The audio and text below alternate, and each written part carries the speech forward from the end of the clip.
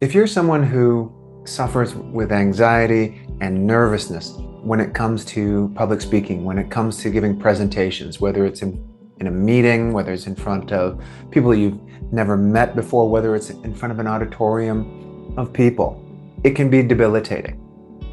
But the problem is that if you don't do it well, if those nerves and that anxiety overwhelm you, well, because people form judgments of your competency and your capabilities based on how you speak, how you present, how you communicate, it can adversely affect your credibility and how you're seen within your organization, how you're seen amongst your peers and perhaps the leadership within your company. And so today what I would like to do is share with you three strategies, three mental strategies, three ways of changing perhaps how you think about public speaking and dealing with these anxiety and nervousness driving situations that I hope will help you overcome it, at the very least, manage it. The first tactic is simply to have positive expectations, right? And this is more than just positive thinking. It is envisioning yourself succeeding, right? And a good way to kind of think about this is to think about it the opposite way. If you envision yourself failing, if you envision yourself screwing up, making mistakes, being judged poorly by others, then chances are that's going to reflect in your behavior and how you present what it is that you're trying to present. Now, if you reframe it and think you are going to do well, you are going to do effectively, well, what that's going to do is it's going to fill you with positive energy, positive feelings, positive expectations, and you're much more likely going to do well. And now there's actually science behind this as well. Because when you have positive expectations, the body releases the opioid dopamine, or the hormone dopamine, which essentially acts as an opioid that makes you feel good, that gives you a sense of euphoria, and at the same time, simultaneously kind of shuts down that stress response that kicks in when you're nervous, when you're worrying about not doing a good job. And so when that euphoria kicks in, right, the dopamine kicks in, chances are you're going to feel less stressed.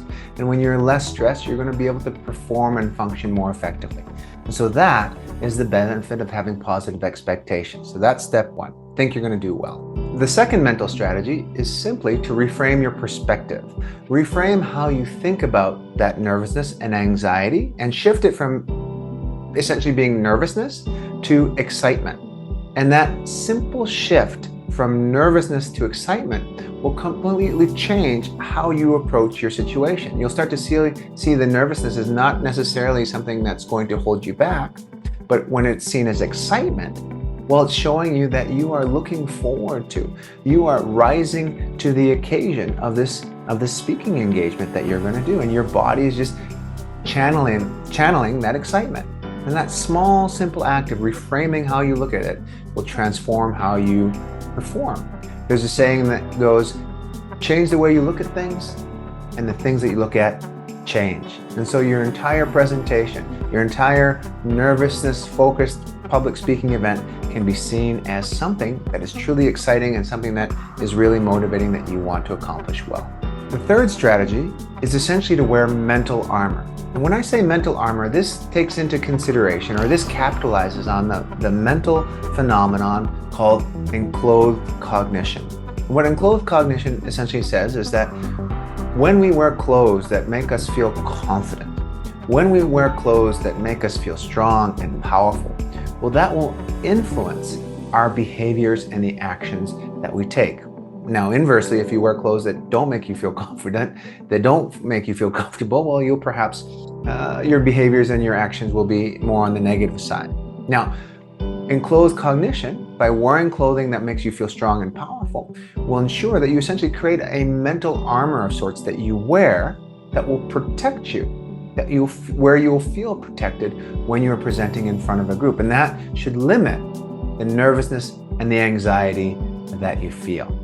So the next time you're having a talk and you anticipate being nervous or anxious, just prior to going in there, wear clothing that you know will make you feel confident and powerful.